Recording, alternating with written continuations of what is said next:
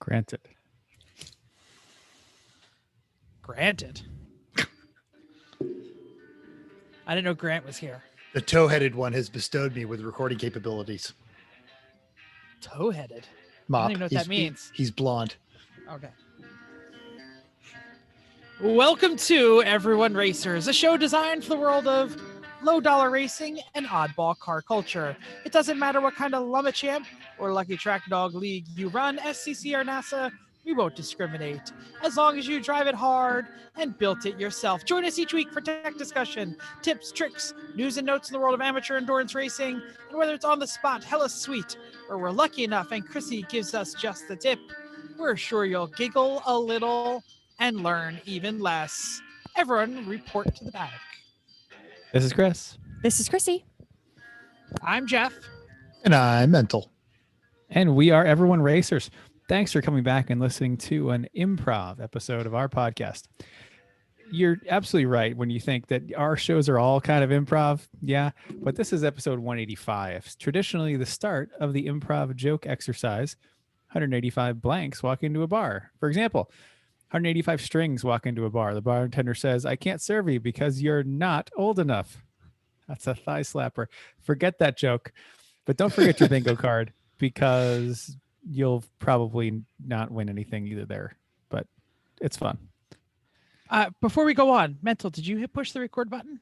Because I totally thought I did, and it doesn't look like I'm recording. I, in fact, did hit the record button. Okay. Well, I'll go now. Well, Go ahead. after 185 shows, we are so technically I know. amazing. We're on So it. technically Are we going to keep going on this one or what?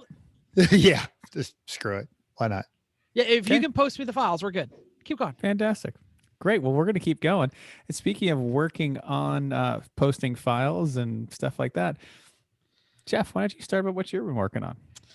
So it was Easter weekend here, and even though we don't celebrate well, I guess we do celebrate. I don't know what we do. It's a good excuse to eat ham with your family. Yeah, we had the ham and we had the big smoked salmon going on here at my house, and we invited my parents and brother because they all have the 5G capability injected into their arms. So I only had Saturday and half of Sunday, but we managed to get 85% of the fire system done in the Z. And the only reason we didn't Yay. finish 100% is we ran out of tube. Such a small Aw. car. Who knew that we'd run out of tube? But we did. Ordered a new set from the Pegasus guys, some extra 10 feet or so, and that'll all be fantastic.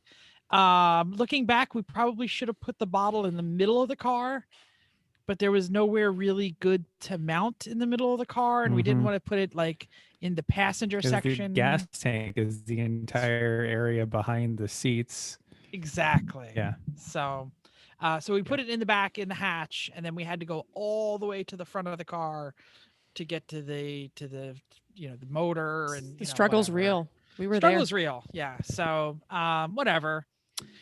So we also did all of like 85% of the decorating for the theme. So all of this, most of it is vinyl. So a lot of stickers, a little bit of paint here and there. Looks great. License plate I haven't yet mounted. Yeah, it's fantastic. It's a Corvette theme. I think we're okay saying that. So look for the Corvette Nissan magazine. that identifies as a Corvette. Corvette magazine. Yes. Yeah. I also did a buttload of 3-pedal Mafia stickers since I had the cutter out and lots of extra vinyl. So Great. exciting. Do we have any toe stickers for the toe points? Because I think I'm out. If you've got the cutter out, if you've got I could make them. you got the Ordering software, Jim- just make a Jim's batch. box. Yeah. I feel like you're going to need it. I feel like you're going to need the toe stickers this weekend. Yeah. Or not this weekend. No, next weekend Yeah, in general. in general. Got the cutter right here, baby. Oh, I know. there it So I'm is. thinking before your 1 week software license runs out, print a bunch of the things we need, like toe and lightning bolts and E's and all those Yes. things. Just make a bunch. Yeah. Good idea. Yep. Great. And I won't make like the little camel outline like some of those people do who think they're funny. No, No. it's not funny.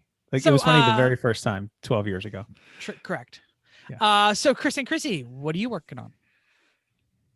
Chrissy. Okay. We went to the garage to get the NSX and Scooty, but Actually, we spent some time reminiscing with our old Godzilla Honda. We actually went to go take the necessary parts off, mostly the fire system parts. So that was good. Nice trip over to the garage. And then I worked on finalizing some parts of the Mazda, installed the belts and the roll cage tubing. Padding, excuse me. Roll cage padding. Yeah. Roll cage padding, tubing padding. And we hosted the family for over for a dinner for Easter, and it's been a freaking long week. So that's what I've been doing. Chris, you're doing more interesting things. And it's only Wednesday. I've been working on the Mazda a lot. Fire system using the tubing we had from the Civic. It did require mounting the fire bottle to the roll cage, but that was also because I couldn't find a better place to mount it because the gas tank's out of the back seat, the subframe's in the way. Beyond that, their frame rails in these nice flat spots in the trunk that would be great to mount it, but their frame rails in the way. I can't through bolt the brackets. So I just welded some flat stock onto the back side of the roll cage in the right rear door and bolted it on there, which is actually really great from a access and convenience standpoint. Just there's your bottle. It's really quite easy to get to. And it's pretty back far in the car, and it's on the right-hand side, so that's good. But yeah, fire system 100% installed. I'll say Jim and I looked at the picture after we had done all the stuff that we did and ran out of tube, and we went, maybe we should have done that. And then we looked at the roll cage and the Z and went, no, there's no room for that either. Well, here's one thing to note about fire systems. In the bottle, the pickup tube goes to the bottom. Yep. So if you can mount it vertically, that is the best way to ensure that the pickup tube will continue to have the fire suppressant come out of the bottle. Otherwise, if you have to do it front to back, try to mount it so that the bottom of the bottle is facing the front of the car, because odds are when you're pulling this handle, you're going to be braking. And that way the fluid is pushing toward the bottom of the bottle, which is where the pickup is. Oddly, our instructions said the reverse of that. It Really? said to put the nozzle up front. Maybe that one you got is a different setup then. Anyway, check your instructions about mounting because it's important to put it the right way. Jim and I had the same discussion about where the fluid is and where the tube is. Yeah. And don't forget, fire is bad. Fire's bad, kids.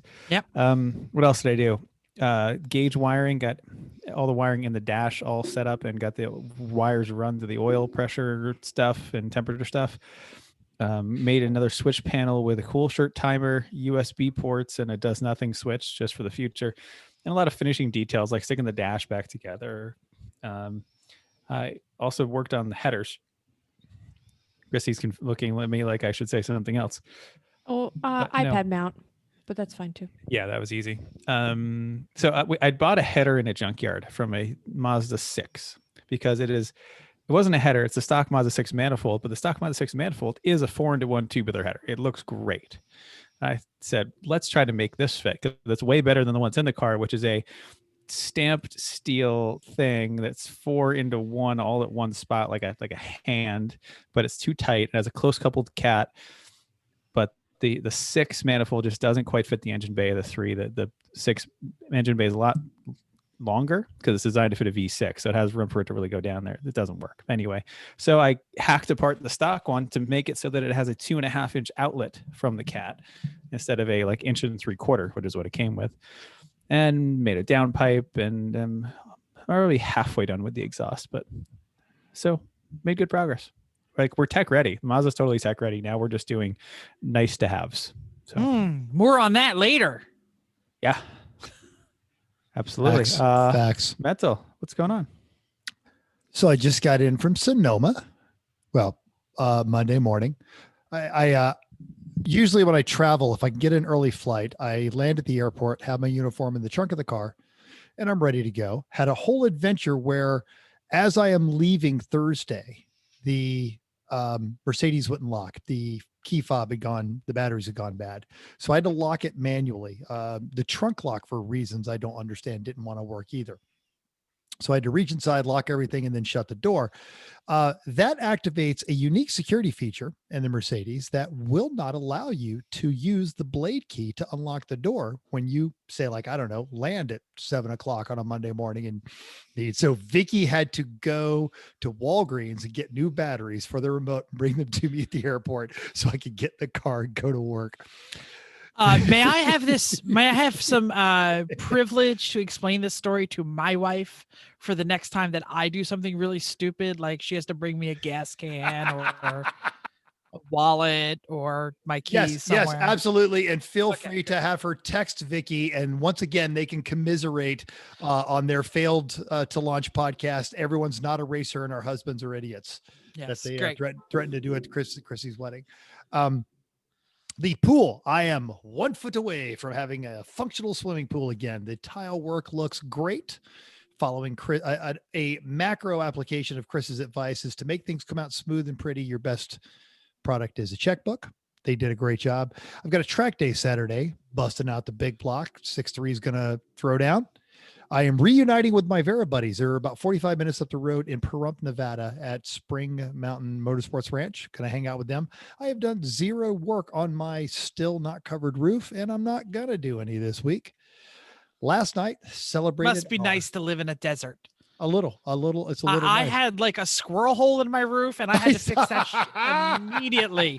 Immediately. It's like, it's going to rain every gosh darn day in Jersey. How is it your dogs can cover a lawnmower and still not able to keep squirrels from getting into your attic? They weren't in the attic. They were in the eaves. So that was like the benefit. They should be in the yard. Like squirrels were always scared to be in my They yard. come in the yard when the dogs aren't out. Yeah. And they have, Tree he top also has to big tree trees. top to tree top. I do have big Also, I trees. need to say that you're not really, Jeff is not, it's not really fair for Jeff to say it's great to live in the desert when Mental's 2 rainstorms a year showed up and came when his roof was not on. And then he True. lost his whole ceiling. So I feel like it's not really fair to say you're lucky. I gambled and I lost because it's Vegas and you always lose, but that's Sure. I guess that's a thing. yeah. But most importantly, of all the news and notes, last night I celebrated 19 blissful years of marriage with the patient and lovely Vicky. We had a very nice romantic dinner overlooking the strip. It was fantastic. Had a great time. Highly recommend. But I think I'm burying the headline because I just came back from a travel weekend and we all know that means it's time to play. Yes, the rental. Ta-da! Yay. Hinted at this when I checked in on the iRacing. I still truly believe worst car available right now. And we've all driven some of the worst cars. And I know you guys were all shocked and you asked if it was a Dodge Journey. It's not a Dodge Journey. Dodge Journeys are out. They stopped making them, right? So that's Yes, technically but not but available they're right still now. full of rental fleets. You're absolutely right. And there's probably one at every Dodge dealership. And we talked about so the rental drama from last week that the SHPM had to deal with as far as there not being any rental cars. So when I showed up Thursday morning at Oakland, walked up to the first of the 3 rental counters that Kim had secured this vehicle, and there was a sign that says, "We're not here. Go see this other rental counter." And I was like, Are you kidding? This is going to go That was number so one. This is sideways, but they actually did have a car for me. So It was the original company. yes, but You just had to check in at a different counter. They're owned by the other counter company that, yes, still gave me this horrid vehicle. So, you know the rules. Each of you get one question. Just Okay, one I will- question? Oh, shit. Was that my question? Shit, that's No. 2 questions. No, because he didn't answer it. I Good. will go, and this is just like in the beginning of the Wheel of Fortune. You first have to guess all the obvious ones. Was it a Nissan product? Yes. All right, go on. Next question. Did you? Well, it helps if Chris is not on mute. I'm not in. We're on. Oh, damn. You were on mute. My speaker was on. My mic was on mute. How many passengers would this hold if it had all its Ooh, seats in? good question. Good question. Good question. Passengers, 4, total of 5 people, including driver. Okay. How much crap did you need to bring with you anytime on the trip? All of it. That's not fair. Okay. Boxes? No. Yeah, because I am the illogistics manager now for Lemons, which is why I had to have this vehicle. Okay. So that's all the questions we can ask. Now we have to guess. You got to give us. You said it was the worst, but give us a little bit more description. Like it was the worst, but it's supposed to be terrible. It was the worst, but people think they're good. It was the worst, but I can't imagine why they sell any. It did one thing well. I don't know. Like The last two things that Jeff said, it did nothing well. And yes, how they sell so many of these things is infuriating. that's half of Nissan's products. Exactly. You drive say, how want the to- hell yes. do people buy these things? I want to write an article called "You Are Better Than This. Stop buying these things." Every other manufacturer that makes a vehicle in this segment, their products are And infinitely he superior. needed big. I'm gonna guess Murano. Very close, smaller. Oh, Oh, it can't be the okay. Rogue, could it?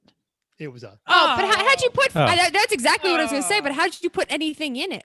I Rogue know, is right? terrible. Because it is. It's and Tiny. it's tiny and it's terrible at storage. But basically, it was mid-size SUV, which is a lie because that thing's not a mid-size SUV. No. And the thing is so Oh. like your traditional storage is supposed to be squaw, like a box. But in the Rogue, it all tapers, and then like the entryway for the hatch is just god awful, and you have to like go through it.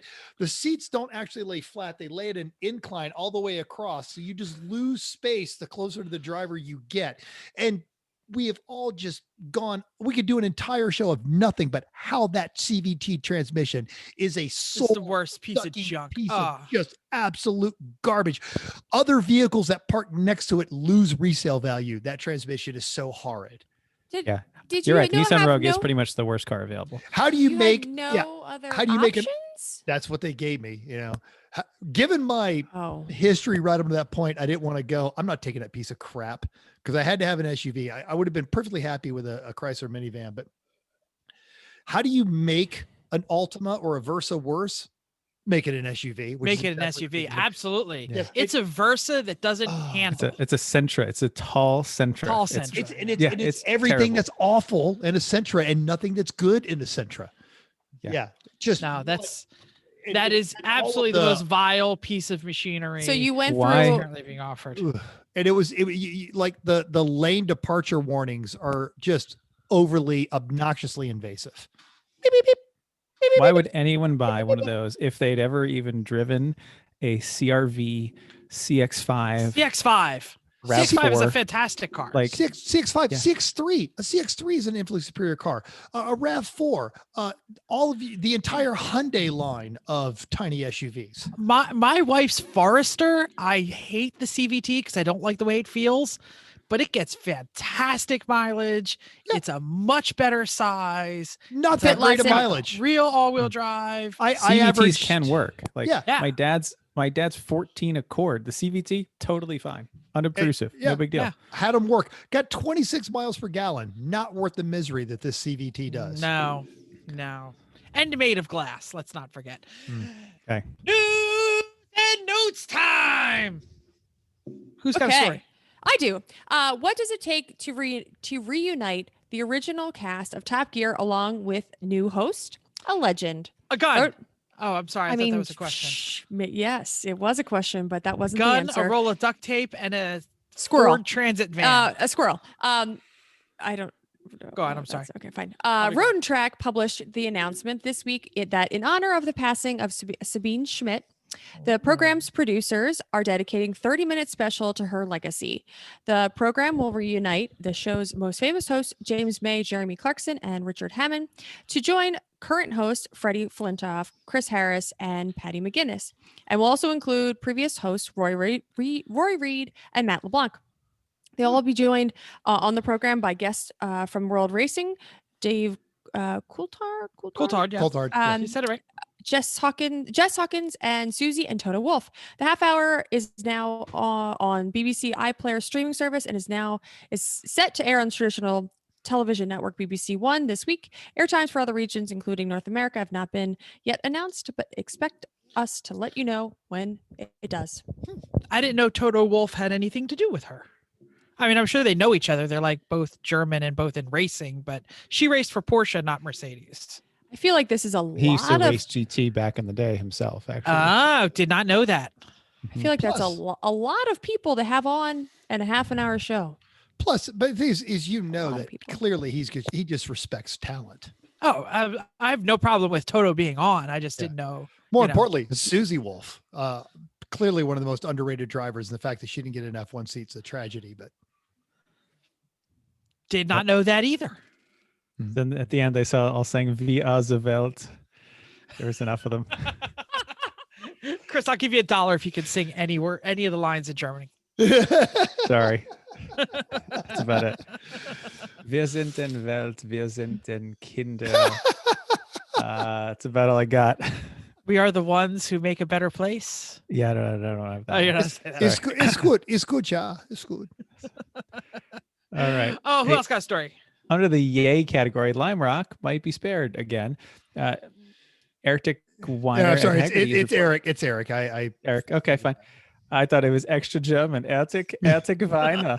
Now it's a German continues. Extra German episode today. Exactly. Good German. Yep. So Eric Weiner, let's go all English, at Haggerty is reporting that the track has been sold to an investment group that plans on keeping it open. Quotes a press release about the new owners. They're the ideal stewards of the park's long and successful legacy. It's really wonderful news for anyone involved with Lime Rock as we commence our 65th year of operations. It's great. New people want to keep it open, passionate about it. Cool. Nice. Link in the show notes from Haggerty. Following up on an older story, and by the way, we totally called this when it happened. Caleb Jacobs at the Drive relays a police report that states that Tiger Woods was doing nearly double the 45-mile-an-hour speed limit before his crash last month in the Genesis GV80 SUV that he had borrowed from the Genesis GV80 tournament, and he was pissed off. You remember all this. He was not impaired. Authorities recovered info from the vehicle's data system that state that the GV80 SUV was doing between 84 and 87 miles per hour the moments before it rolled over. Pretty fast, apparently. Don't drive angry, folks. I will say that I saw one of these on the road. Pretty good looking vehicle. Genesis stepped up their game across the Yeah. board. Their whole line of cars is good looking. And not as big as it looked when it was wrecked. Like it looked like it was like Navigator size. It's like Highlander size. yeah, exactly. Yeah. All right. In an era when everyone else is doing it, GM has announced that they will be making an all-electric version of the venerable Silverado. It's going to be built at the same facility as the upcoming 6-digit Hummer SUV. It's projected to ride on GM's Ultimum platform. Claims they can get 400 miles out of it because it's a modular platform. So they're just going to add more batteries and make it two-wheel drive so it doesn't suck out all the range. And that's more than the entire Hummer model range of both their pickup and their SUVs. And since it's just going to be upscaled on that, it's actually kind of believable. We've got a link to the Hazel Southware article in our notes, but what I want to know is what happens when I roll up in my Silverado Brodozer SU electric truck and all the jerk Brodozers are blocking the chargers. Their heads will explode because they won't know what to do. Oh my God, he's got underlights and a Carolina Squat, but it's got to plug it in, and I want to hate him, but What's Carolina Squat? when you take It's a perfectly like towing an good invisible truck, trailer. yeah, and you, Oh, yeah, okay. yeah. Got it. I never heard of that before. it's towing just an invisible among the trailer. among the many. How do I make my truck less useful mods that they are all doing with like 40 series tires that will never work in mud? Yeah, it's great. With negative 55 offsets and That, yeah. All right. So upcoming races. What do we got? AER is going to warm up the tarmac at pit race for us. 37 cars, so they're going to have plenty of room on the long surface of pit race. Not a lot Wow. of cars. Yeah. 19 BMWs, 4 Miatas, 1 Honda, 7 Porsches, and a Neon. Good luck to SJS Racing with Tyler and Trevor, who've been on the show before. But they're going to have a lot of room out there. It's going to be that's like a track. I think we put more. Yeah, we put I'm more sure they out do. on HPDEs. Absolutely. Yeah. Oh yeah. Right But now, that's a good field though for AER. They're not It is. getting a ton more than that at most races. It's just pit happens to be a little longer than most races. Yeah. and I think right now, I think we're looking at 100 cars next week, 2 weeks. Well, It's about the public has made their impression known. Apparently. All All right, Champ Car is running their RVA graphics and wraps Daytona Beach 14 hours. Guess where it is? At Daytona. Yes, the name of it is No. RVA graphics and wraps at Daytona Beach. 120 cars. Now that's Holy a field. Plus Crap. Daytona. So yeah, it's everyone's true. like, I want to run Daytona. Hell 35 And you do. BMWs. Yeah. 35 BMWs, 25 Miatas, Boring. 5 Hondas. Sorry, I didn't pause. 7 Porsches, and our friends Darely Greatly Racing. Or In Daring there. Greatly. but Daring that's Greatly. okay. What did I say? I'm sorry. Daring Snappy Arty Greatly Fuji's. in their Cadillac This one CTS. go. I have the Okay. Scrapyard Fugies sticker right here. I just saw it the other day. Yep. Oh goodness. WRL is Scrapyard Fugies. Yep. I'm sure they're laughing right now. WRL is at Mid Ohio for a sold out race. 66 cars, 21 of them are BMW that are Boring. Yeah, boring. 9 Miatas, 3 Hondas, 13 Porsches, and a Lexus IS. I'm Lucky- amazed we don't see more Lexuses in the I crap think they're racing. worth too much. Like, They're getting Even there. old ones? No, they're getting there. We had one this past weekend. It was funny. They were trying to argue that they should be in B class. And they're like, oh, because we can't do this. I'm like, yeah, let me tell you about my friends in a Cressida.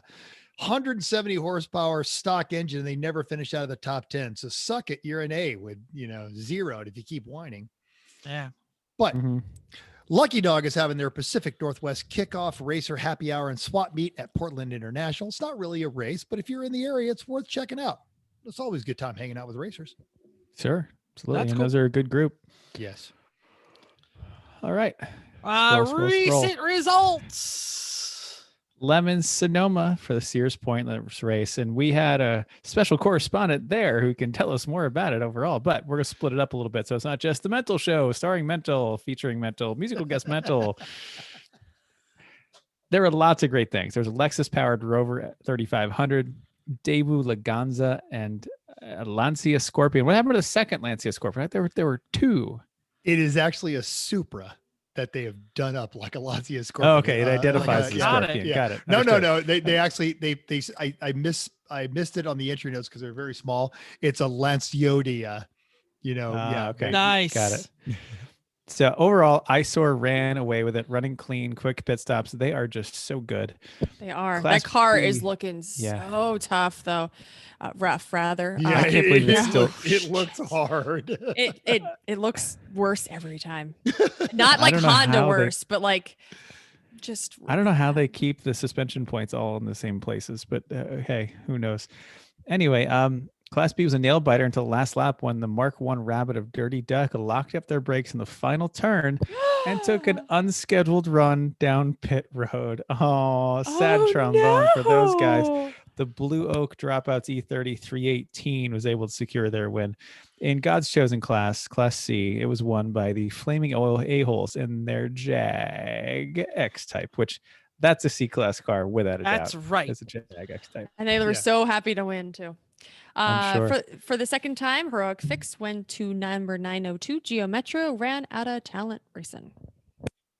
So, quick question for Mental. Was the Dirty Duck people the one that lost their brakes and went into the pits at like a really Yes. high rate of speed? No. Okay. They went in perfectly under the speed limit. We were literally, if you've ever been to Sonoma, the garage is back up to the main straightaway, and everybody was on there. Eric Root is texting us from Chicago. Everyone is watching this stuff.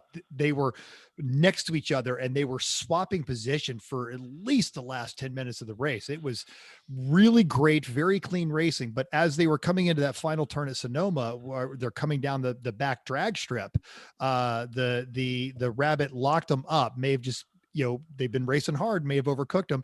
And the theory is, and feel free to correct us, Dirty Duck, is that they pulled off onto the pit road for a safety aspect. And then, drove it around and went, okay, yeah, no, we just cooked them. And then did 25 all the way through pit lane because they're safe, and rolled it back out on the track. Roll it back out. Okay. It was Because that spot literally at the last lap.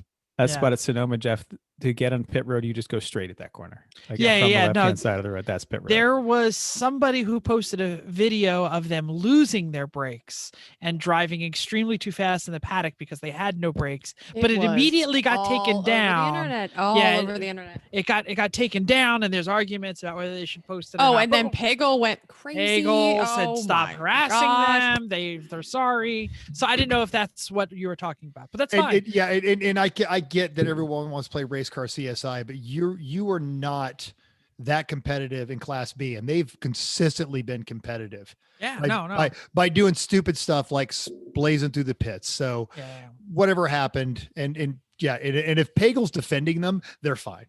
Yeah. So yeah, I'm not gonna beat the dead horse. I just didn't know if that's what we were talking about. The regional trophy, no good deeds. Sorry, Chrissy, you went right. I did. Yep. Okay, thank you. Just trying to make sure I didn't cut you off. The regional trophy, no good deed goes unpunished, went to some conglomeration called the Gang Ruins the National Championship.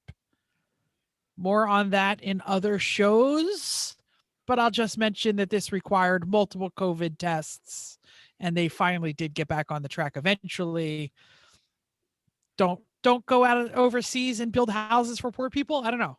If you've never had a COVID test, they scratch your brain with a Q-tip. Yeah. You don't want that. Yeah. They did like 9 of them. Oh no. Yeah. Well, but they did get on track, and that's why no good deed goes unpunished. Watch the Lemons wrap-up video. It'll be great. I Got Screwed was number 39 golf of Did We Break It? Apparently they did. Judge's choice was 425. Dear John or Dongier. That is spelled correctly. Dongier. Yep. And their horrid first-gen Passat diesel. Oh, that's awful. That's a bad car. Yeah. Which had partially melted the right rear taillight during the California fires. Hey, it was only the taillight. That's okay. So it was also the side where their exhaust is, and they did the diesel little like flappy, thing on there. 3 racers come in and they're pulling into the pit area or the black flag area. They're like, car 425 is on fire. It's melting its taillight. And we ended up, actually we black flagged them or brought them in. They're like, no, it's like that. And then I got this lengthy Renee Lamb, who follows us on Instagram, sent me like this whole thing, like, look at me like an idiot. And she's got an in-car video of her honking the horn, waving, trying to get their attention to tell them. And, our whole thing was to everyone that reported that car was melting because it was on the exhaust side. You're not an idiot. I fell for it myself, and consider the alternative that if they had actually been on fire, they'd probably want to know. Would have been good to tell somebody. So if you see error something on the side on caution, everybody. yeah, exactly. But it was hilarious. They need a sticker that says it's supposed to be like old damage. Org choice was Overzet's magnificent Jeep Miata combo. Resplendent. With every cliche Jeep sticker and accessory, including a fully functional back seat. It's for sale if you're interested. Looking at you, Tyler. All right. Finally, pour one out. It says vino, but you pour out gin and juice. For the IOE, went to the soon-be retiring. Not for a Lancia. You do not pour out the gin and juice for a Lancia. All right. So pour out some vino for the retiring McDad's A-Fart Racing Lancia Scorpion. Yes, that Lancia Scorpion, the real one. After a rather impressive career for any Lemons car and a truly spectacular one for a Lancia, the team has decided it's going to go live down on the farm where it can really stretch its legs. Now, more on all of this is going to be found in the soon-to-be-released Lemons wrap-up videos. Cool. Listener feedback. Chrissy's super tight big block Mazda generating a lot of interest even now, especially with that cockpit photo. An IG post of that was getting everybody excited. Andrew Pullman said, I loved my wife's Mazda 3 and had plans to race it, but it got totaled before they could. Very rude of people to wreck his future race car. I agree. Hooniverse Jeff said, damn, that cabin is too nice for Lemons. And he's right. And Dan 3 Drive says it looked proper. If you haven't seen that, check it out on our Instagram because Chris did a great job. And on Facebook, got some, continued to get some love. Tyler Stank was surprised, and he said, "It seems like it's been 3 weeks of work." Brandon W said, "We are going to have that." He said that we, Three Pedal Mafia, are going to have more cars than drivers soon, and that's not true because we have plenty of drivers. And Mental posted a picture of how tiring it is to be him being judgmental. Judgmental. That's funny. That's a word. Not. Until you read it, I didn't get it. I didn't either. I know. I just thought it was funny. I didn't know it until I said it. Don't be judgmental now. Words. Words when said correctly. One of the notable comments was from our Dr. Florida man, who said, "Anyone who has ever had a conversation with you has had the same feeling after." Nice. Stay out of the penalty box. Well, Lemons went iRacing. They were this Sunday at the Fundoro at Oran Park. And it was a really long episode. We just kept talking and talking and talking afterwards. Lots of conversations about Australia, what's happening in Australia, like what Vegemite tastes like. Hamza joined us, and he told us about rolling a $500,000 tracked vehicle and about how wonderful it is when you roll something in the military. And we posted a picture of it, like he was talking about it. And I was like, I got to see what this is. It was the cutest little thing. It was like a little lunchbox on little tank tracks. And then it had like a trailer that was like a little lunchbox on tank tracks. Everybody was like, "Oh, that's so cute. You rolled one? Oh, it's so cute." He's like, "I know, they're so cute." It really got out of hand. Hilarious episode. Tune in. There was some racing. Who cares? Next week, they will be at Mid-Ohio for trash sprints, and our favorite, the no pedal, no wheel, Mid-Ohio. Yep. And because they went to Mid-Ohio, we went to Mid-Ohio this Monday on our E1R race. Usual cars there. Mid-Ohio is a fun track. Like running it in iRacing has made me think, maybe we should make that run out there because, it's like 2 hours longer than pit race. So it's not tragic, but it's pretty far. And the people at pit race say, "You've never been to Mid-Ohio?" I'm down for Mid-Ohio. Oh, you guys, my you guys would. And it feels like one of those. It feels like Road Atlanta. It feels like one of those VAR. Just you get the whole classic vibe when you're old there. track with hills, which is they're all good. Yeah. So first race was kind of the usual cars, mostly the B class and the Mustang. Most people took the Mustang. Second race was a mix of the faster cars. We put the Lambo in for Tom, and that had a few takers. So the AMG, the F3, Radical, a fairly good, like as disparate as those cars seem, it was actually pretty darn close as far as speed and performance there. Randy Bish somehow won the first one. He couldn't even believe it himself. He's like, "I can't believe what?" I think Jay Becker won the second one. He did. And mostly I was just listening to Dave and Tom have quite the love fest. I finally fixed some things in the computer. So by the second race, I was not giga blasting. You could actually hear and see. I couldn't talk, but I got everything else.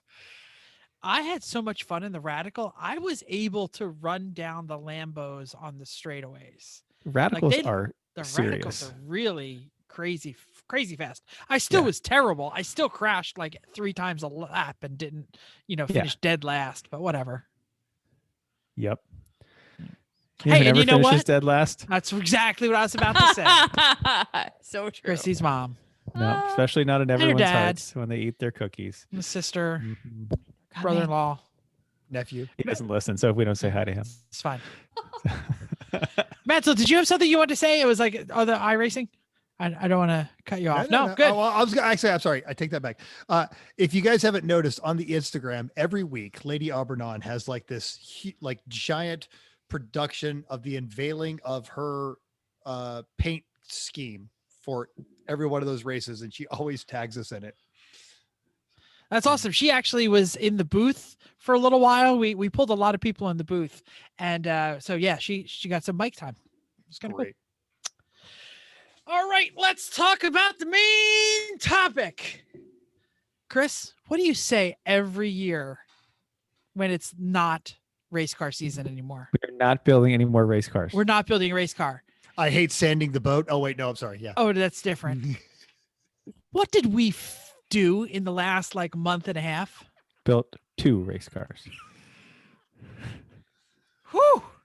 How is it possible that we've done this? Well, this is what we're going to talk about. Because I worked on it every night for the entire Exactly. winter. Yes. And you That's corrected me, fascinating. Chris. What number of race car is it that the three of you have? This is not just the ones you guys have raced because you've helped other people. Are we This like is our Cages? 11th cage, I think. 11th cage, yeah. like 30th race car? No, we because haven't- we it's did the some cages. cages. Cages for a couple other cars that weren't ours, but I think that's about right. I won't count like helping Spank get his car together and Okay, a few but like times. a stripper bait Eric and that school bus Subaru and then the Yeah, feed we we never caged touched the that, school but we bus didn't. Subaru. We did Eric's Subaru, but that wasn't Yeah, a school yeah. bus. Two different Okay. ones. Oh, sorry, yeah. But that's okay. Let's call it 11. That's 11. 11 is fine. But That's still a lot. we're not really going to talk about cages today because we did a whole show on that.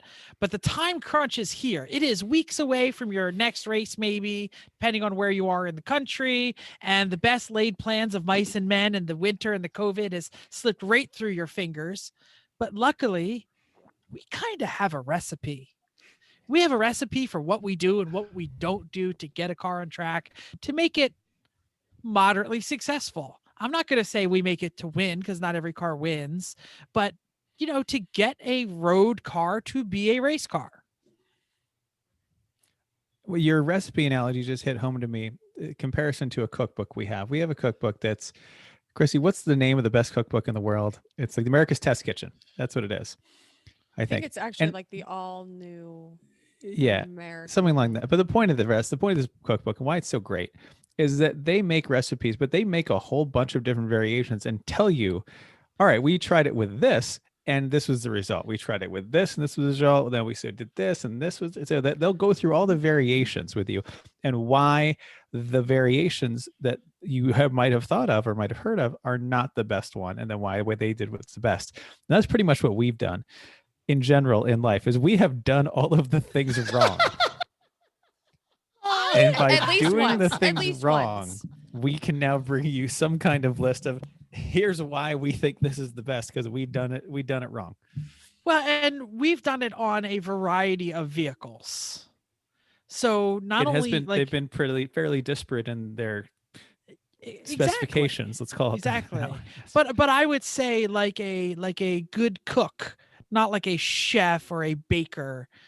The recipe is like the starting point, and then each kind of time you cook it, it's like a play on the starting point. We're going to beat this algorithm to death, so I'm not going to continue on it.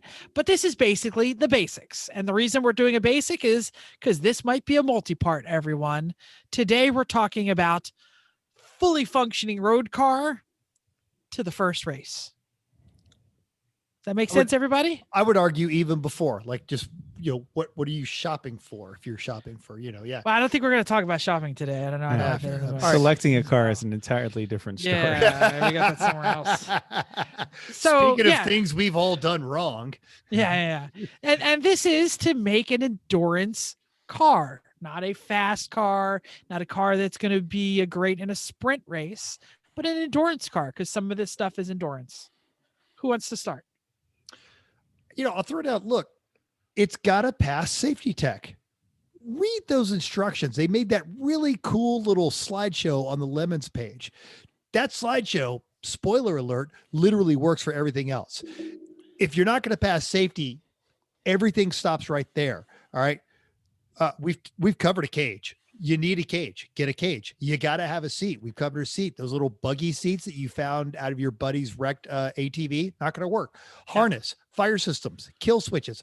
All of these things have to be done right, and they have to be done safe. And if you can't do that, car's never going to see the track. And we are seeing a rash of people that are missing these very basic steps. Go back and listen to our cage episode where, I hired a professional race shop. They didn't read the rule book. Read the rule book. I think we have some more cage episodes coming up because Yeah, we I did think the we do. basics of how do you pick which path you're going to go. We'll do more with that, but I think we've covered most of these things in general. We've covered Yeah. seats really well. You're right. including harnesses, fire system. I don't know if we've ever covered that. Maybe that's a good show for the future. But yeah, actually we did, because you lawyered the crap out of the intro. Oh yeah, that's right. We're I not remember experts, that. Yeah. but How not to burn episode. Yeah, Yeah, that was a long it's time a ago. common misconception that we take joy in not passing a car, and it is absolutely not true. I watched John Pagel and Jay Lamb just this weekend literally give 2 cars, go and do these 3 things exactly in this order and bring the car back. And of course they go back and do like 1.5, or they divert and they come back. He's like, you didn't do exactly what I told you. We want these cars on track. We know you came all this way, so read the rules before you get there. Yeah, and if you don't pass safety tech, you are not racing. Your weekend is ruined. You're gonna have a bad time. So And you can't bribe your way out of that. You could bribe your way No. out of your classic, but you can't bribe your way out of safety. And all of these things you can ask questions. So you can either ask Lemon's forums, you can write directly to John Pagel, send him pictures. We did that. We had, especially when we were making the boat, that was early on in our career. We weren't sure on how to make this the safest. We made a thing that we thought was going to be the best, but we sent him pictures. So if you have questions with any of these kind of things, especially with cage, but also fire system, kill switch, any of these things, everybody that's going to be working at tech can answer these questions. They want to see you go through the first time, the right time. So figure it out before you get to track. Okay. that's the worst part about the safety thing, is all of it is preventable. All of it, with just a little time and care. Read the damn rule book 10 times. And if you're not sure, ask. Between the Lemons forums, the various social medias, Pagel, you name it, you'll find out. Just should do only that have first. a little bit of concern about getting your car the first time through tech. Just like a little bit. Like, hope everything, the things that We've built 11 cages, and I Yeah. still go, I hope Yeah. they like it. I hope they like it. I hope No, they and like I it. will. I'm we pretty really confident our 2 cars this time are I'm gonna pretty pass. sure too, Yeah. but you never know. We're not going to you know? find something that we missed or We didn't didn't see, yeah. or Yeah. something like that, because that has happened every once in a while, and but it doesn't happen often. Okay, let's move on. So we're going to now talk about making a race car. So some of these things had to happen before the safety stuff, or yes, most of these things before the safety stuff. So clean out the interior. So a lot of these things are things that we just did with the Mazda. Take it from actually being a street car to making it now. How are you going to get to all of the places in the car if there's still an interior in there? Obviously you can't. And this is, I think some of it's safety stuff too, but get rid of everything that you don't need. Consider keeping a dash. That's fine, but rugs got to go, seats have got to go. Obviously all of that stuff that was a normal car. Make it. Anything that's gonna burn or get in the way of the cage. Yes. Mm. Yeah. Make sure there's no leaks. So this will kind of go with running well, but you need to make sure that everything is, of course, there's flushing. I don't know if flushing all of your liquids are in there. Obviously, coolant has to be changed to water, things like that, which I'm not sure is actually on here, but I just thought of it. I think it's in the next section. That's okay. We're just great. jabbing. Here, go. Keep going. Yep. Make sure it runs well. That's obviously something that you don't want to deal with while it's on track. All of the basic systems function, and all of these are the basics systems that you need for the race car. So if your air conditioning isn't working up to par, which I hope mine is, I don't know. Well, we left it in, so I hope so. That's why we left it in. But I'm thinking that it's not. I might have to test that once we get the exhaust on. Let's see how the AC works. Pretty sure it might be going, because I think I thought that it was going anyway. Anyway, close the sunroof, right? So you don't want, if you have a big piece of glass on your roof, especially, hopefully you will not roll it, but you obviously, if there's any impact, you don't want glass raining on your head. So just take the whole thing out. Do not smash it, or I mean, I guess you could, but don't. Undo all the bolts, take it out safely, and then stick a piece of aluminum or some steel on top of it and rivet it or something like that. Fix the glass that's needed, if needed. My windshield did not need to be fixed. I'm sorry. By the way, E1R episode 25, I had to look it up. Try not to burn, how to put in a fire system. Might be time to refresh that. Yeah. We were terrible on show 25. Don't go back and listen. Don't click that right there. We'll do it again. We'll figure out what we said then and make sure it's better this time. So my glass. So make sure that there's no Take out cracks the in your windows, glass. basically. Take out all the windows. Yeah, but there's also if you have a Except the front one.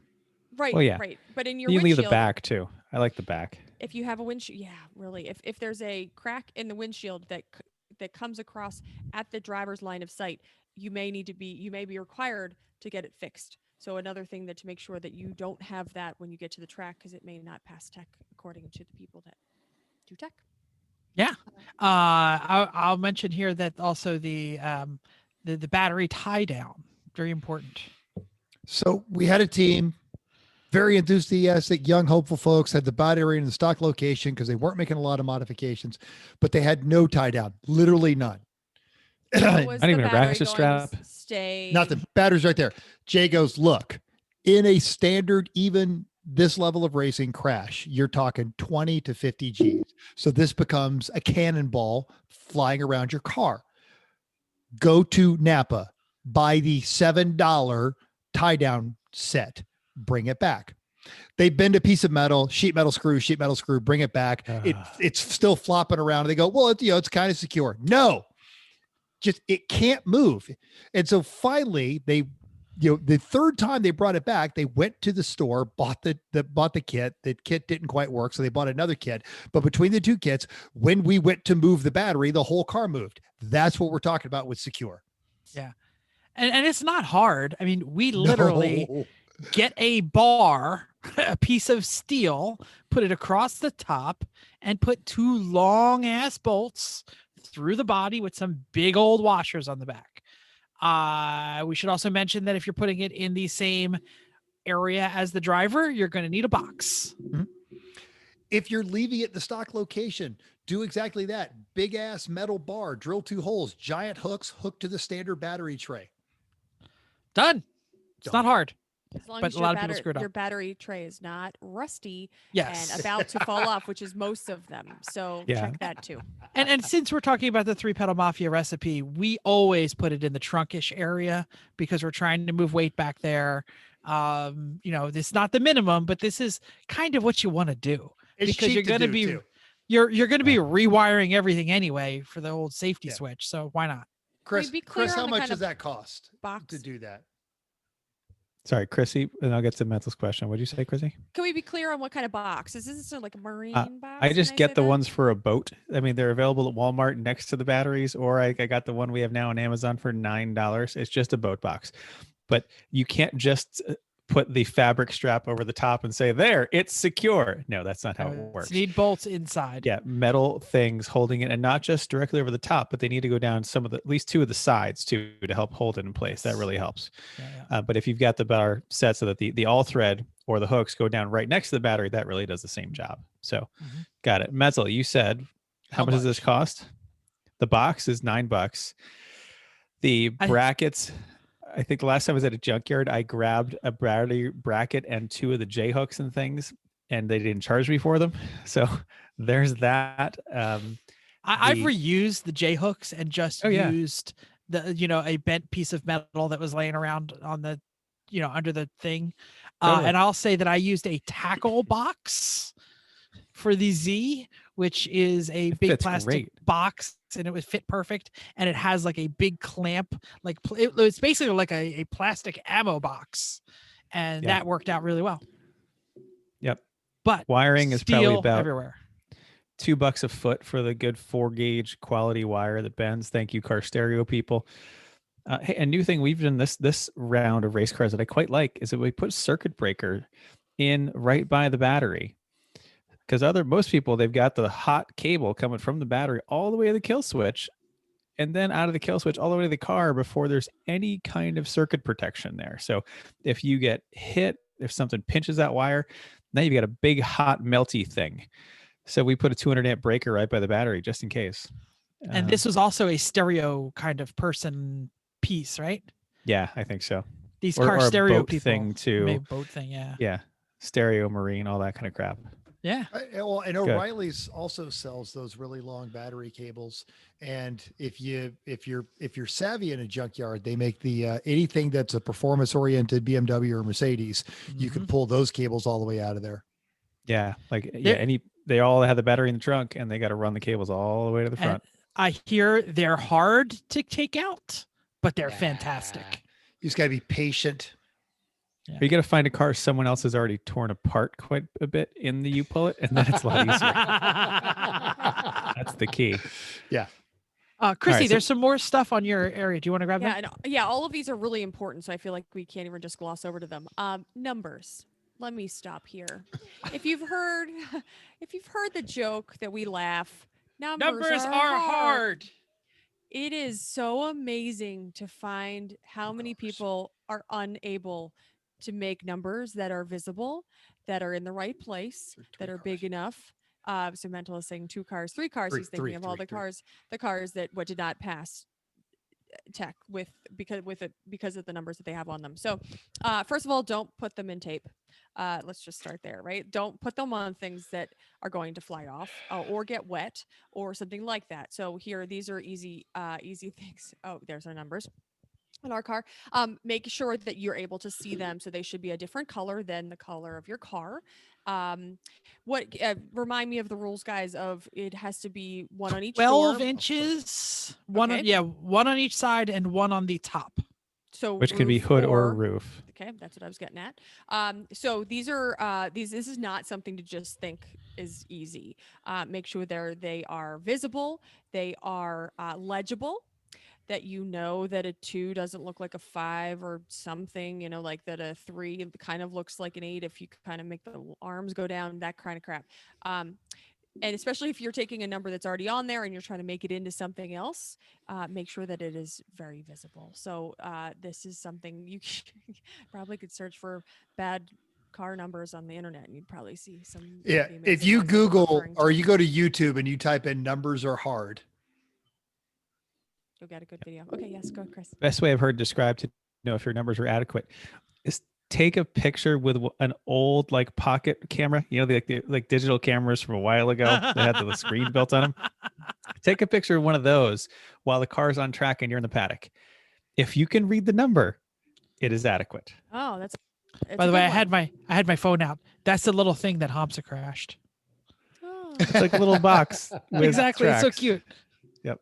I'm sorry, Chrissy. I didn't mean to turn your. That's group okay. This is something it's actually really important. So make sure that this is, if you fail tech for this reason, that's dumb. Okay. So just make sure that you're doing it.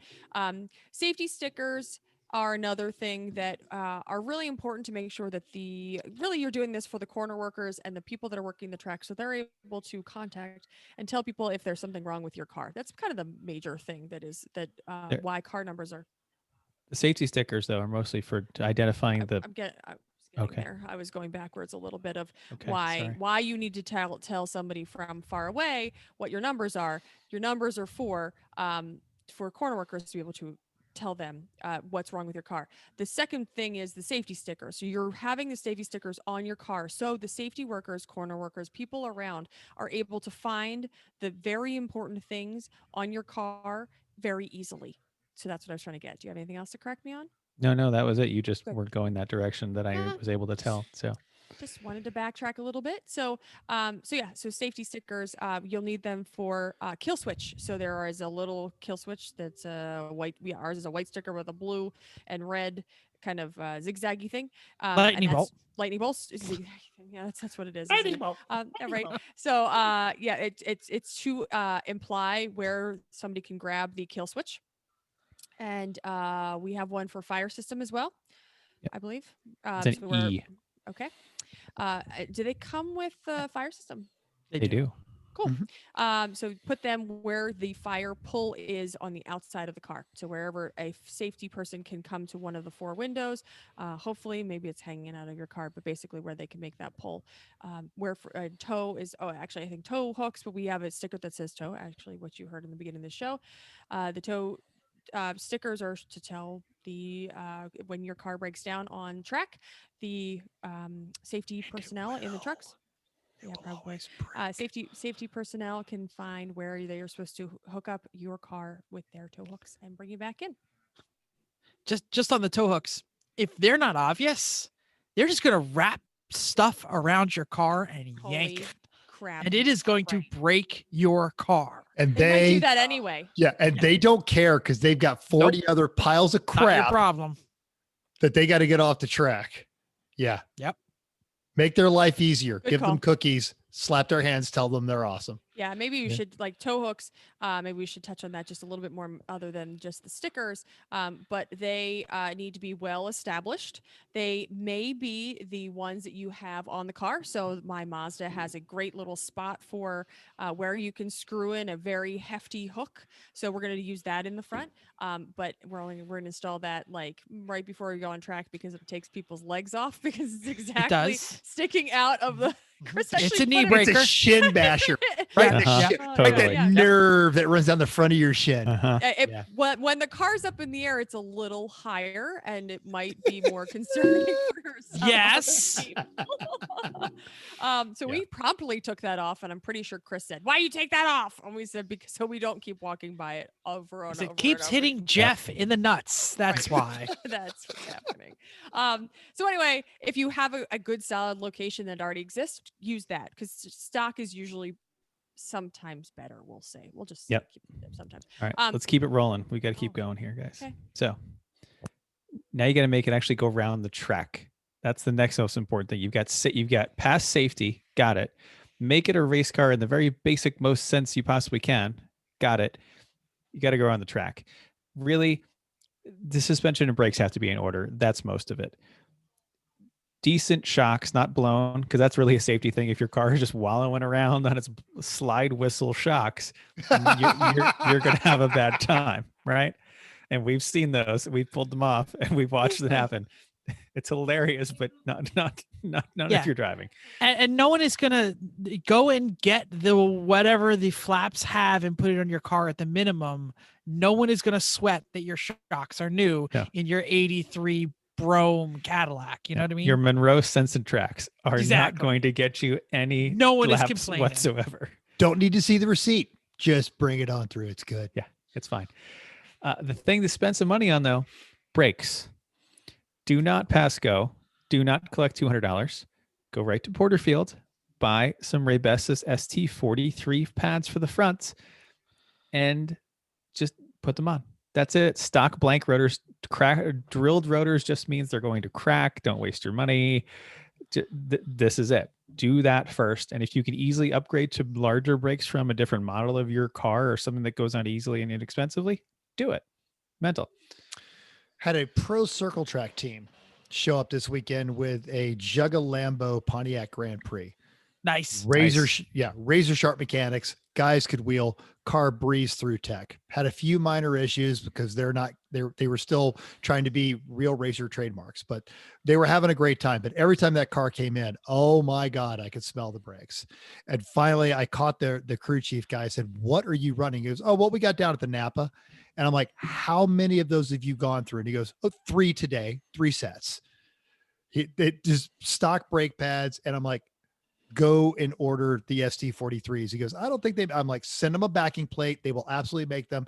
The price really isn't that much worse than a good quality pair of brake pads anyway. And he's like, "Thank you for that advice, because yeah, we're going on our 3rd set today. So I would love to be able to last a whole race." Lifetime warranty. Win. There are other brands out there. People have tried everything. The ST43s just seem to work. Everyone's Yeah, like, carpet- "No, my friend, he does SCCA. He does blue turquoise pads from blah blah blah company." I'm trying not to slag the company that uses their brakes they're by great because colors. they're great for track days. They're great for Yes. sprint races. Yeah. They're awesome. You want to last all day? I mean, Hawk Blues are fine, but they're going to chew your rotors up. No Mhm. doubt. Carbotax are going to leave uneven pad transfer layer on your rotors. Ask us how we know after 3 years of trying everything Carbotex said.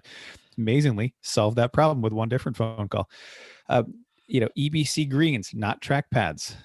You need endurance racing pads. No, for I got the everything. EBC yellows. No, I got the EBC reds. Well, did you have what was it? The yellows that you had on the back of the Land Rover when I got it? No, those are some kind of pageant something. Okay, or other. I don't know. which they were great when they were hot, but every morning, Yeah. especially if I had to leave work early, I went right through that first stop sign. Yeah. Oh yeah, need a little heat. Yep, those pads definitely need a little heat. But when I was towing, damn, they worked. Yeah. Next thing on brakes, though, you've got to flush it with real fluid. at the very minimum, ATE Gold. Do not just use your .3 that you had in the bottle on the shelf, even if it was Porsche fluid in a special fancy can that you've had for a long time. Oh, this should be fine. Oh, it's supposed to be good. This is Porsche on it. Yeah, and it was in the trunk when I bought the car. So yep, that works great right until you have no Mental's brakes. holding his ribs where we're stabbing him. Yep, no. I'm exactly. sorry. Just let the dog come I up. know you're called the dog. But no. But it's if it doesn't say that, don't bother. Yeah. So get good stuff. We usually like Motul RB 600, and you can buy it for a reasonable price. That's fine, but something good. Real tires. As funny as it is to see people on Douglas Extra Track 2s and Westlake Salongs, like Mucho Machos, right? Don't be dogging on the Mucho Machos, man. They're sponsoring Lemons teams. It's awesome. Nice. Anyway, the most of the cheap tires are gonna chunk out, and they're just gonna tear up. Like, it's hilarious. We're racing on 1995 snow tires until it's not. So if you can find 200 treadwear tires, you might think, I don't need that. I'm not going fast enough. If you're not going fast enough, they're going to last a long time. They're going to age out from heat cycles before they wear out. But if you need to brake hard, if you need to make an emergency maneuver, you're going to have that little extra grip that you need. You don't have to use. And you'd be surprised. The 200 treadwear, especially the harder ones like the RS4s, will last longer than some of your 300 and 400 treadwear tires because they're in a fine heat zone. They're not getting overheated. They're not just tearing themselves to bits. So decent tires. Check out just anything else that's worn, like ball joints, bushings. Those things are safety items too. You don't want those things to go bad. If they're adequate in stock, fine. You'll probably be fine. But if they're not, otherwise, you're going to be fixing it at the track. And that's the worst place to be trying to press a ball joint into something. No. Right. You don't is want at that. 8 o'clock on a Saturday night when you'd rather be hanging out with your friends than doing that. Just do it at home. Ball joints are cheap. Because you're having to use a jack on somebody's RV and then use that RV's weight to press down on a series of cinder blocks that it doesn't work. Yeah. Or I've used a floor jack on a dumpster. That was at CMP. I know other people have used hydraulic bottle jacks on the grandstands at New Hampshire. Yes. They found a spot, right? I remember that. That works. And those are NASCAR grandstands. They're really big. Yeah. So that's the kind of stuff you need. Don't do that. If you can find easy ways to improve the handling, go for it.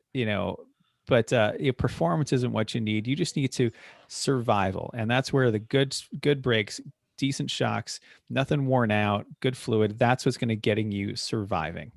So speaking of more surviving, that's the next part. Surviving the day.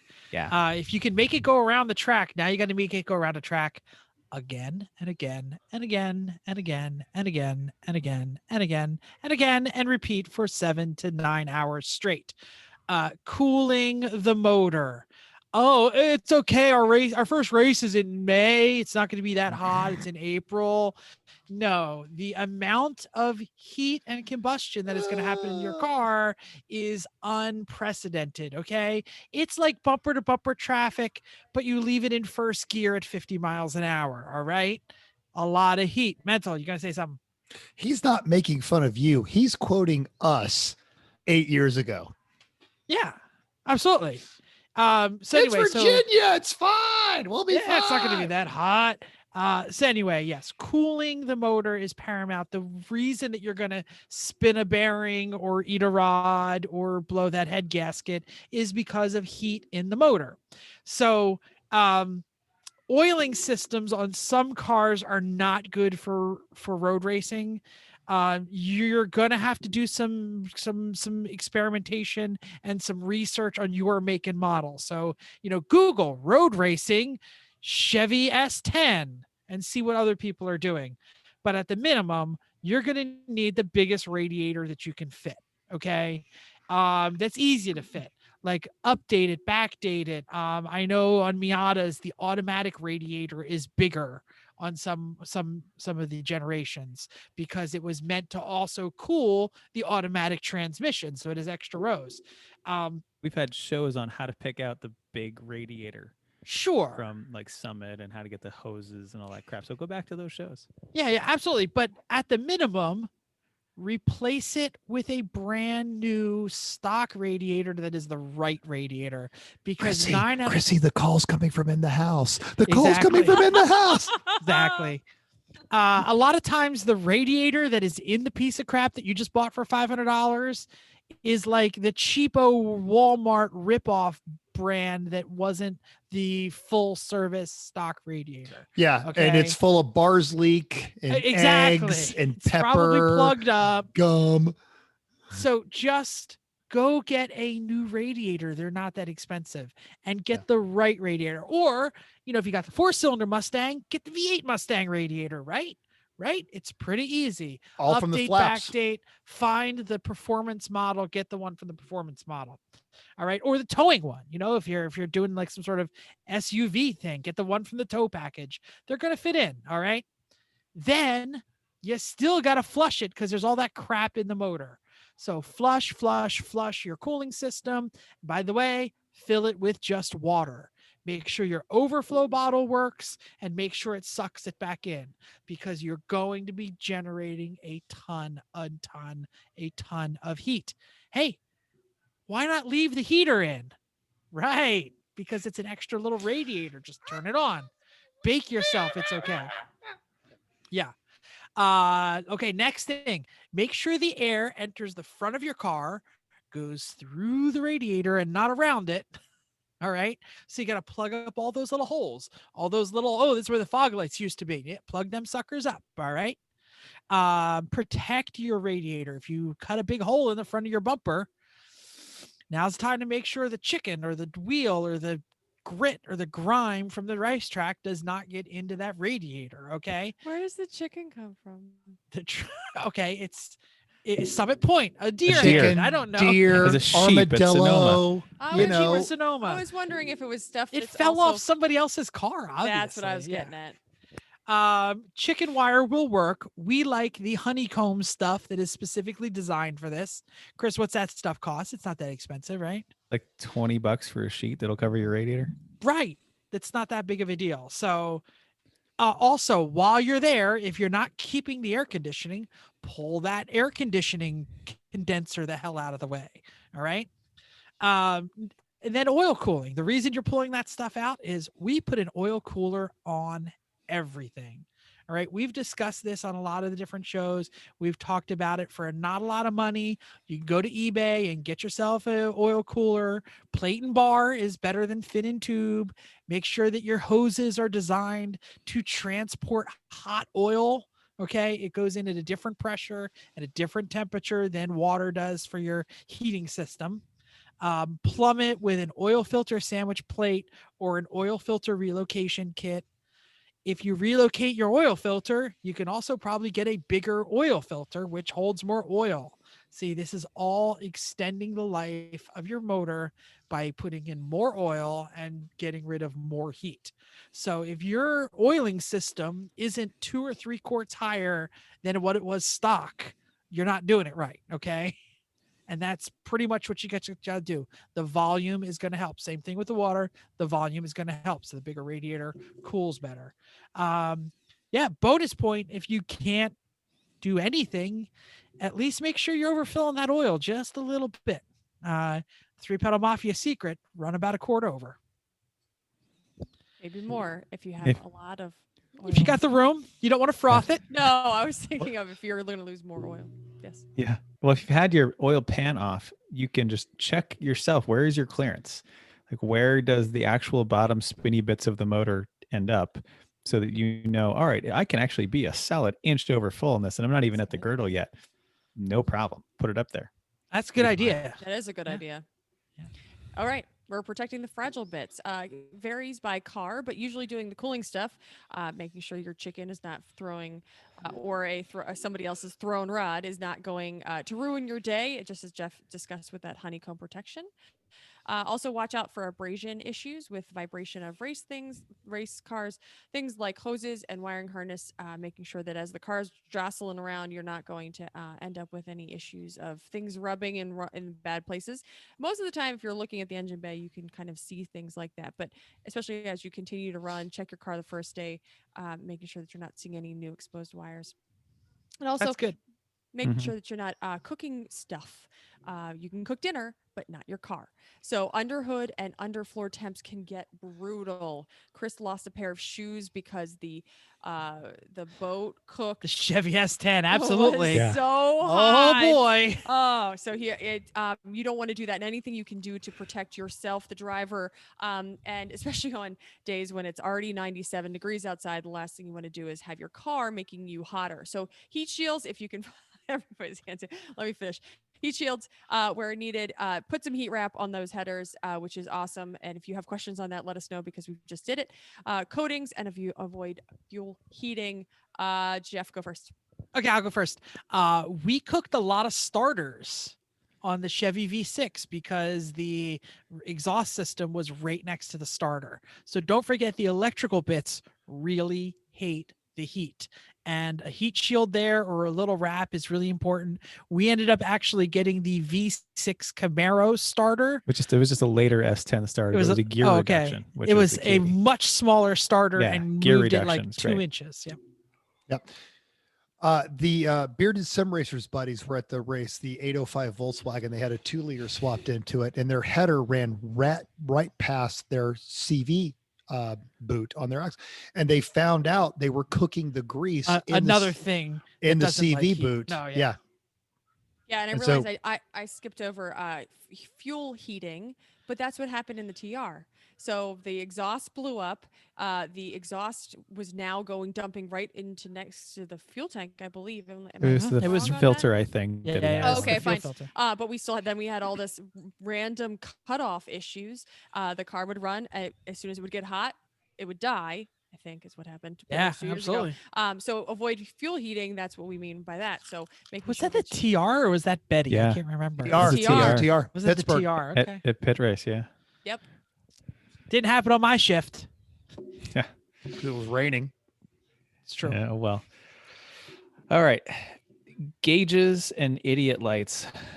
The more the merrier, I think. Especially idiots. Especially Have as idiot many lights. idiots as idiot lights. Yeah. I'm sorry. Yep, totally. I've seen cars that do well, like the Moldy Carlo down in the south. That rusty Monte Carlo piece of crap has one gauge. It has one oil pressure gauge in the middle of the dash, and that's it. They're like, yeah, I don't really need to know anything else. Like, I don't know how they nail with the shit. Like, it's automatic, I guess. Okay, fine. I still like to have drivers have some idea of what's going on because it can help save something from getting blown up and saving you a lot of work. I mean, it saved our cars a number of times for various things. So get some gauges and especially get some lights on it. Gauges are nice because you can check them when you're on a straight if people remember, but remember that half your idiot friends are not going to remember to check their gauges regularly. So that's where the idiot lights come in. And if they're really stubborn, buzzers. Idiot Ooh. buzzers can really get their Ooh, a attention. buzzer. Right, exactly. Something terrible too. Like the worse, the better. We usually keep the stock idiot lights and gauges if you can, because they're a nice backup and they're easy. Because realistically, the way to keep it is you just don't do anything. It's the simplest possible thing is you do nothing.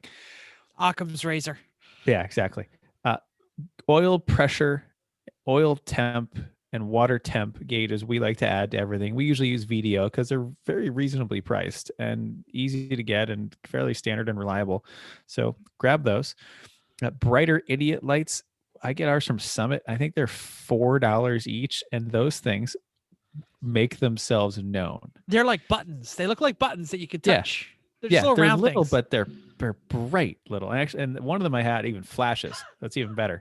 So you can get a flashy one, and you can get a non-flashy one. You get all kinds of. The more the lights that people can see, the better. If you want to use like a trailer brake light, fine.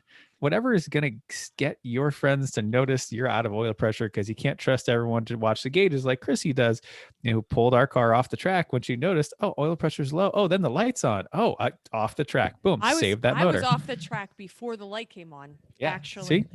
Save the engine because she's paying attention. Don't count on everyone paying attention for stuff like that. Like Jeff. You know how I know that the lights work? Because every single person, the first time they go out in the Honda, would go, the blue light is on, the blue light is flashing, the blue light is flashing. And Chris would go, yes, it's going to do that in your first couple laps. Give it a minute. Hey, we like to test. We like Yeah. to make sure that people know it's good, right? Well, the blue light is the coolant pressure light, which is not a thing that most people have. And it comes on when the coolant pressure system drops below 4 psi, which means you have a hole in your system or you don't have enough water and your system can't maintain pressure. But when the car's cold, yeah, it's not going to make enough. Yeah. Or when the water pump cavitates, also it's going to have that problem. See last week's episode about Honda cooling systems. Yep.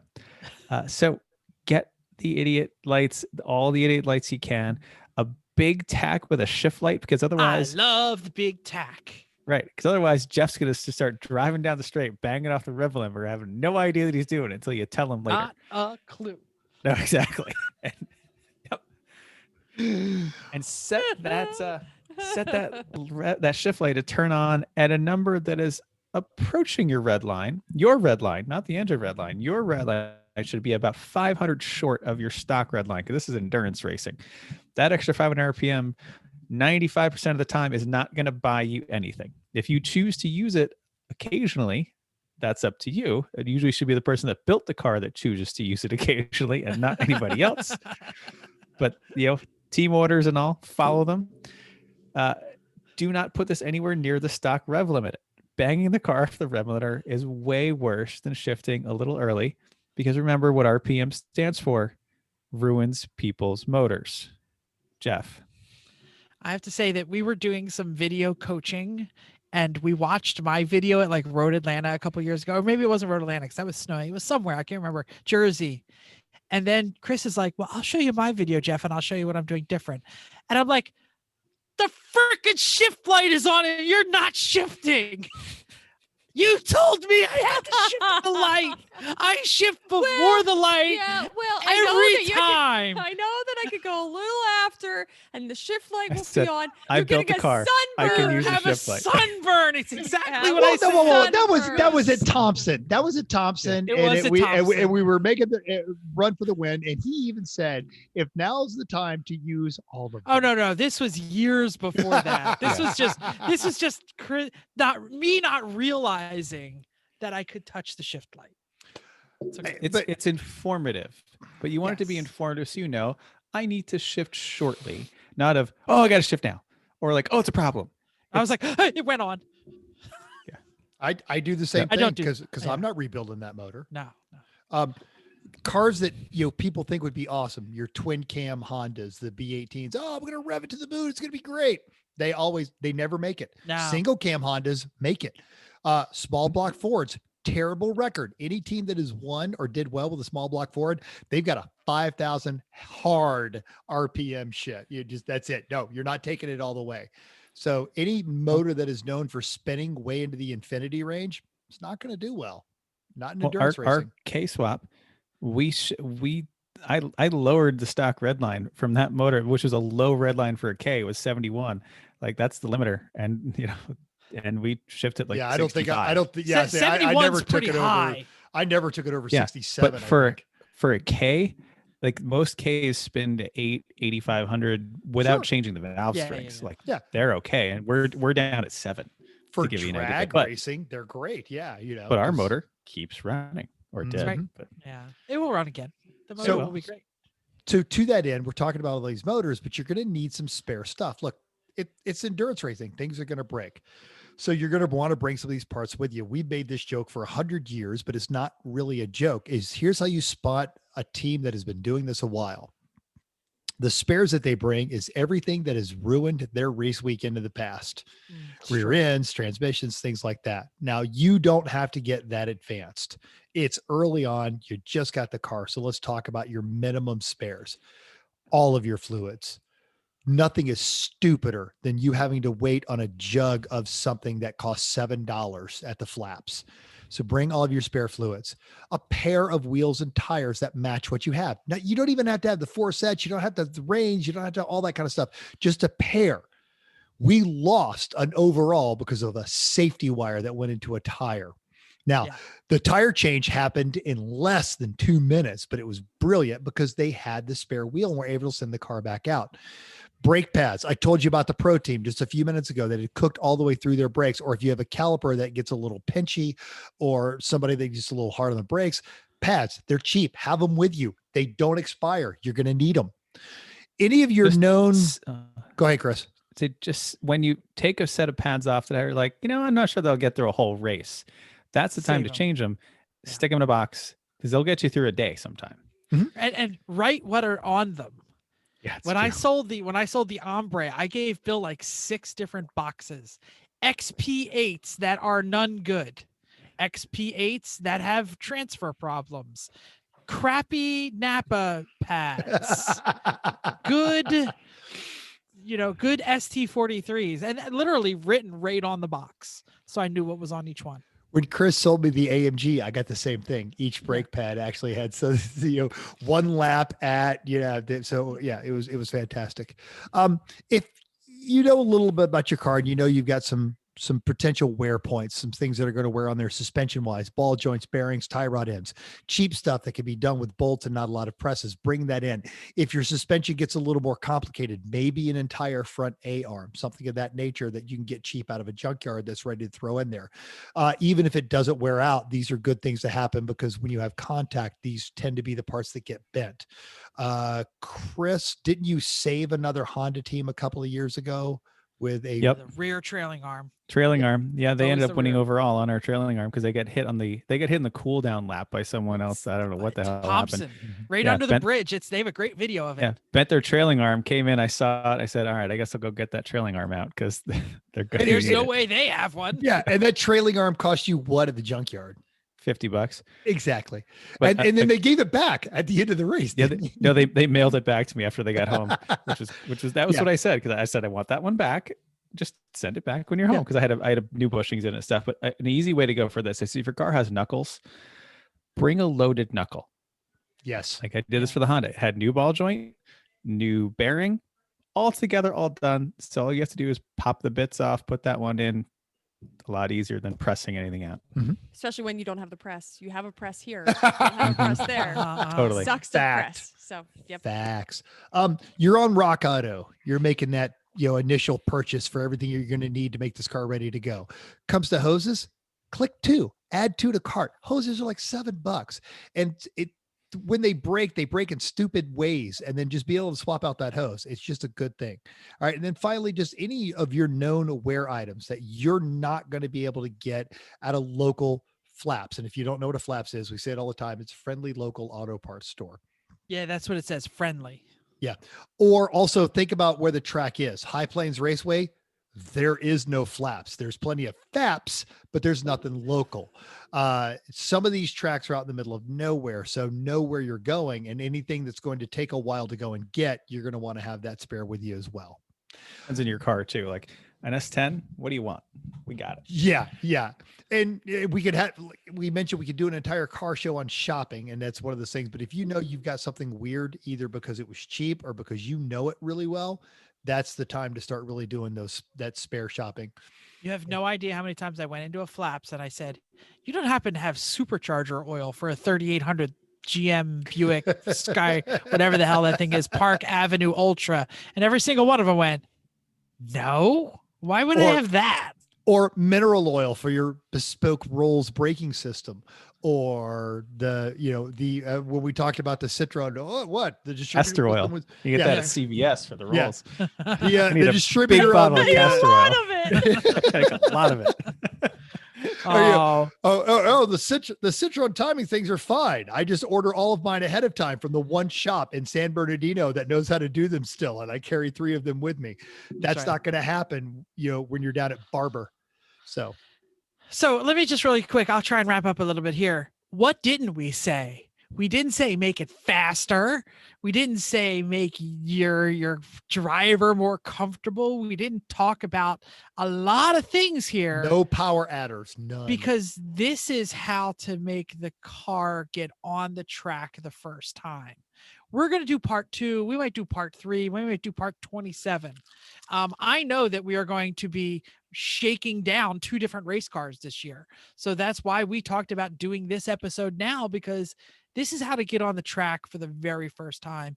And so many people have shown up and they miss a key ingredient. And, I'm thinking about the guys in the Ranger who I talked to him. I told him ST43s, and I told him how to do the cage. And I sent him pictures because we had done a truck cage before. and they had snow tires on, brand new truck snow Big tires. General Grabbers. I Big think it General was. Grab, like off-road tires. And they were like, well, we bought new tires. We thought they'd be good ones. And I'm like, no. And what did they do? They ran around the paddock and they found someone with the same bolt pattern, and they bought their spares off of that other team. And on Sunday, the truck was 6 inches closer to the ground because it made so much more sense. But like I said, it's if you miss one chunk of this recipe, it could mean the end of your weekend, because this was the minimums. This was the must-haves. We're going to do the good to haves on another show. Anyone want to say anything before we move on to the next? If you have questions, Chrissy mentioned it. If you have questions about any of this kind of stuff, there's resources out there, but email us, everyone.racers@gmail.com. You never know. Yeah, email us a question. You might end up with your own podcast. That's right. What's on your recipe? Is there anything we missed that you do all the time? Because some of you out there have built some fan-frickin-tastic race cars. Some of you have built some piles of crap.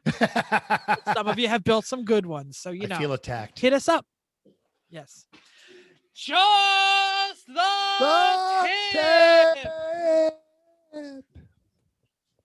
So this is a tip of the helmet to our friend Curtis, who you might know from his delicious barbecue or his kilts or his judging skills. Best butt in the whole world. He was at a recent, everyone loves put Kurt's butt right in their mouth. So he was at an event this past weekend at VIR and came upon a real problem that he wanted to share with everybody. I think this is great. Everyone's getting new helmets because it's one of those 5 years. And if you just got a 15, you're one of the lucky people that's got a 20 already out of your 10. Your old helmet, you had your head and neck restraint tethers on there. And a lot of these older helmets, you had to actually like drill a hole and put a bolt in, and on the back side, put a backing plate on, right? So then you would clock the posts to mount your head and neck tether to wherever was the right spot for you, right? Okay. Well, all the new helmets have built-in posts for head and neck restraints because everyone has them since 15. All the old posts, though, the old tether attachments are not indexed correctly. So when you screw it all the way in, it points the wrong way. Ask me how I know. Right. It points the wrong way. So what do you do about that? That's just not going to work. Like, you don't want to be like, well, I'll just loosen it half a turn. That's fine, right? No, that's not what you want to do. Don't do that. Right. Like maybe you could put a washer and space it out. That's kind of ghetto, but it'll probably work okay. Realistically, you need to buy a new set of tethers because the new ones that are designed for helmets that have the posts built in the threads are indexed correctly. That when it's tight, it will be in approximately the right place. So this is more of an FYI. This really is just the tip, just the safety tip for you from Kurt. Kurt, give us just the tip. Make sure your tether mounts are going to fit the posts in your new helmet before you go to the track. Don't see, I'll just do that a Friday night. It's fine. No, it's not fine. I used a skinny little washer and it indexed them perfectly. And I used the perfect size washer. So yep. That's probably the best off-the-shelf solution to do is that, without a doubt. All right. Cool. Anyone have any clue what we're doing next week? Yeah, we're pre-gaming for pit race because we're going racing. Yeah. We're going to do a virtual track walk. We're going to do talk about the facilities. We're going to talk about some of the cars. We're just going to talk all about pit race. It's going to be great. Awesome. Are we going to let everybody in on our themes? They'll figure it out. You already said. You already gave half of it little. away. I gave some of it away. Yeah. I already started trash talking on the internet about it too. Of course you did. You're the ombudsman for the. That's right. and if you've got a cheaty car, Reposado Tequila. All right. Oh, also I have got to say, I promised Kurt I'd say this. Kurt and Craig, they're going to be judging fine scotch. That's what they want. Good quality scotch. Yeah. What if you don't know what good quality scotch is? And don't Go forget ask Kim's the guy socks. at the liquor store. Yeah. Yes. Don't forget Socks for Kim's Kim. socks. Sock it to me. Reposado. Kim will be there tequila. too. Good. I'll absolutely. bring my stuff. I have a bribe for her. Thank you for did. downloading us. We hope you enjoyed this week's edition of Everyone Racers. We also hope you'll join us in the world of driving, racing, and building, because everyone can be a racer, even you. If you enjoyed this podcast, subscribe. It's totally free. Then go to iTunes and give us a 5-star rating. Even if you hated us, give us 5 stars and tell us why. If you have any questions or show ideas, drop a comment on our Facebook page, Everyone Racers, or email us at everyone.racers@gmail.com. Or if you're watching this on the YouTubes, right down there in the doodly-doo, you can text us. Oh, I dropped my phone and it unplugged the speaker. Oh my God. We'll go without it. Find us on Instagram or Twitter at everyone.racers. Now we're officially on Spotify, but then we heard someone say they couldn't find it on Spotify, so we don't know. Thanks again, and until next week, keep the shiny side up. Unless you got a Mazda 3, then both sides are shiny, and who can tell what side is up? Then you can just keep those wheels down.